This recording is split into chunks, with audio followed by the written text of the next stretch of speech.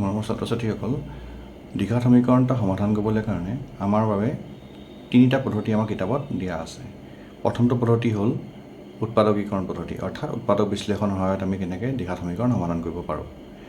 ২ নং পদ্ধতি কিতাপত দিয়া মতে এটা পদ্ধতি আছে, সেইটো পদ্ধতিৰ নাম হ'ল বৰ্গ সম্পূৰণ পদ্ধতি, বা আমি কিছুমান কিতাপত পাওঁ পূৰ্ণ বৰ্গীকৰণ পদ্ধতি। আৰু ৩ নম্বৰ পদ্ধতি হ'ল সূত্ৰৰ সহায়ত সমাধান কৰা পদ্ধতি। গতিকে আমি আজি উৎপাদকীকৰণ পদ্ধতিৰে কেনেকৈনো দ্বিঘাত সমীকৰণ এটা সমাধান কৰে সেই বিষয়ে আলোচনা কৰিম। উৎপাদকীকৰণ পদ্ধতিৰে এটা দ্বিঘাত সমীকৰণ কেনেকৈ সমাধান কৰে পদ্ধতিটো জানিবলৈ হ'লে আমি এটা উদাহৰণৰ সহায় লওঁ আহোঁচোন। ধৰা হ'ল এইটো এটা দ্বিঘাত সমীকৰণ, আৰু এই দ্বিঘাত সমীকৰণটো সমাধান কৰিবলৈ হ'লে আমি প্ৰথমে কেইটামান ষ্টেপ মানি চলিব লাগিব। প্ৰথমটো হ'ল এই গোটেই দ্বিঘাত সমীকৰণটোৰ যিখিনি ঘাত আছে, এক্স স্কুৱাৰ আছে, ইয়াত এক্সৰ পাৱাৰ 1 আছে, ইয়াত এক্সৰ পাৱাৰ 0 আছে, সি সাধাৰণতে আমি ডাঙৰৰ পৰা সৰুলৈ অৰ্থাৎ অৰ্ধক্ৰমত সজোৱা থাকিলে সুবিধা হয়, বা ঊৰ্ধ্বক্ৰমত সজালেও আমি পাৰিম। কিন্তু যদি খেলি মেলি অৱস্থাত থাকে, x plus 2x square minus 6 equal 0 এনেদৰে যদি থাকে, তেতিয়া আমি উৎপাদকীকৰণ পদ্ধতিৰে সমাধান কৰিবলৈ আমি নোৱাৰিম। গতিকে এনেকৈ থাকিলেও আমি এনেদৰে সজাই ল'ব লাগিব। গতিকে ফাৰ্ষ্ট ষ্টেপটো হ'ল সেইটো। ২ নম্বৰ ষ্টেপটো হ'ল কি, এক্স স্কুৱাৰ সহগ কিমান আছে চাবা, আৰু শেষত ধ্ৰুৱকটো কিমান আছে চাবা। গতিকে এক্স স্কুৱাৰ সহগ আমাৰ ইয়াত আছে 2 আৰু ধ্ৰুৱক আছে -6। গতিকে তোমালোকে 2 আৰু -6টো পূৰণ কৰা।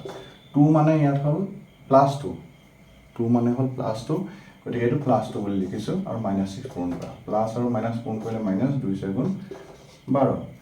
গতিকে আমি পালোঁ -12। এতিয়া -12ৰ মাইনাছটো বাদ দি বাকী সংখ্যাটো আছে কিমান, 12। 12ক এতিয়া আমি উৎপাদক বিশ্লেষণ কৰিম আৰু ক্ৰমিক যুগলত লিখিবলৈ চেষ্টা কৰিম, যাতে দুটা সংখ্যা এনেকুৱা বিচাৰিম যি দুটা সংখ্যা পূৰণ কৰিলে 12 হয়। যেনেকৈ 6 × 2 = 12 হয়, 4 × 3 = 12 হয়, আৰু 12 × 12 হয়। তোমালোকে এইকেইটা কথা মন কৰিছা যে মই প্ৰতিটো যুগলতে আমি কি কৰিছোঁ, ডাঙৰটো প্ৰথমে লিখিছোঁ আৰু সৰু সংখ্যাটো পিছত লিখিছোঁ।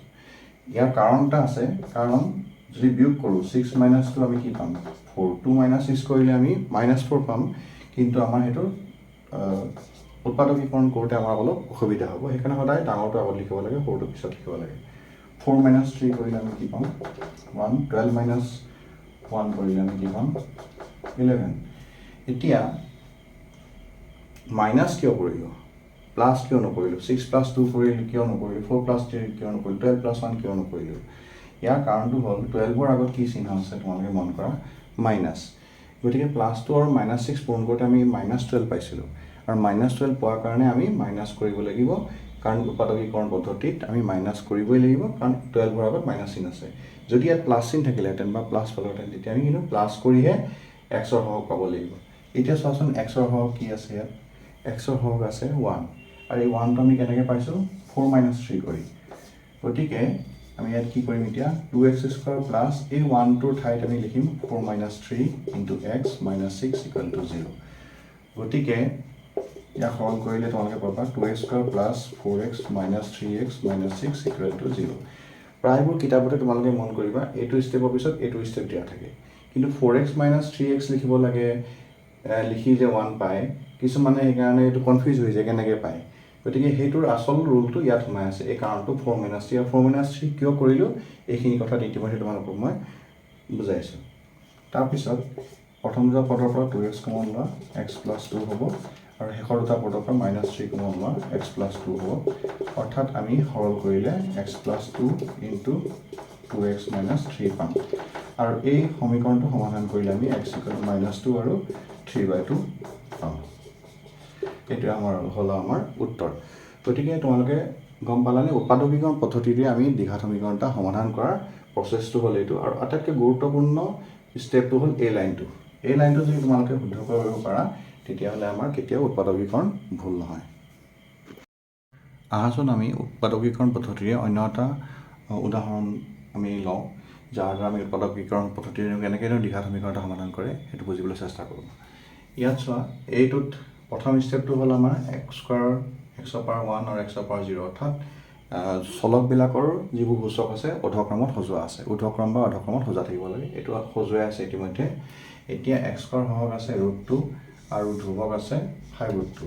গতিকে প্লাছ √2 ইয়াত আছে প্লাছ √2 আৰু ইয়াত আছে প্লাছ 5√2। এই দুটা তোমালোকে পূৰণ কৰা।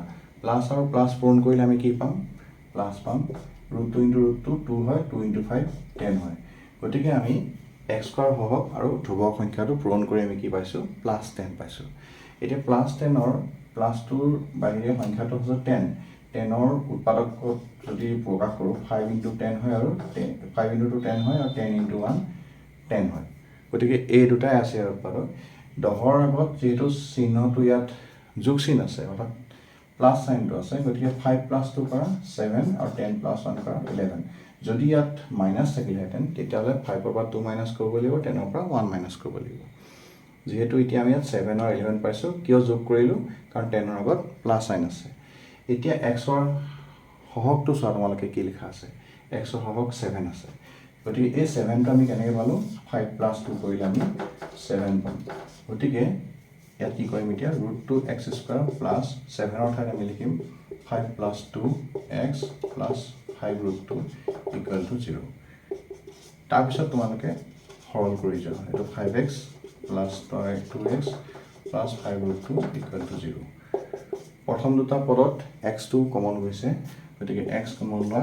ইয়াত থাকিলে √2x আৰু প্লাছ 5।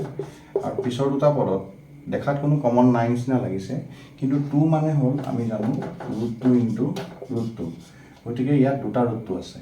গতিকে এটা √2 আমি কমন ল'ব পাৰিম এই দুটা পদৰ পৰা। এটা √2 যদি কমন লওঁ, ইয়াত এটা √2 থাকি যাব আৰু x থাকিব আৰু এইফালে 5 থাকিব।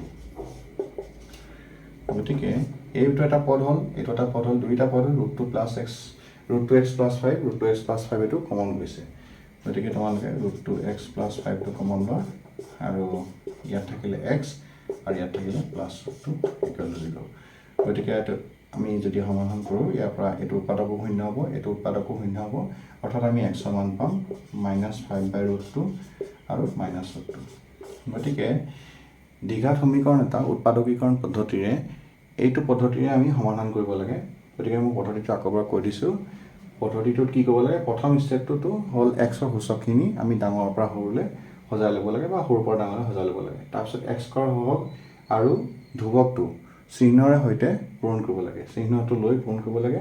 ইয়াত যেনিবা আমি প্লাছ 10 পালোঁ, গতিকে 10ৰ উৎপাদককেইটা উলিয়াব লাগে, কি পূৰণ কৰিলে 10 হয়। আৰু পূৰণ কৰোঁতে সদায় চাবা ডাঙৰটো প্ৰথমে লিখিবা। এতিয়া ইয়াত প্লাছ চিন আছে কাৰণে 5 + 2 7, ইয়াত 10 + 1 আমি 11 কৰি চালোঁ, কিন্তু এক্সৰ সহগ ইয়াত 7 আছে, গতিকে আমি 5 + 2 লিখিম ইয়াত। সেইকাৰণে এক্সৰ সহগ ইয়াত 7, 5 + 2 লিখিলোঁ। 5 × x 5x + 2 × x 2x। তাৰপিছৰখিনি আমি এনেদৰে উৎপাদক বিশ্লেষণ কৰি পালোঁ। আশা কৰিছোঁ তোমালোকে উৎপাদকীকৰণ পদ্ধতিৰে কেনেকৈনো এটা দ্বিঘাত সমীকৰণ সমাধান কৰে বুজি পাইছা।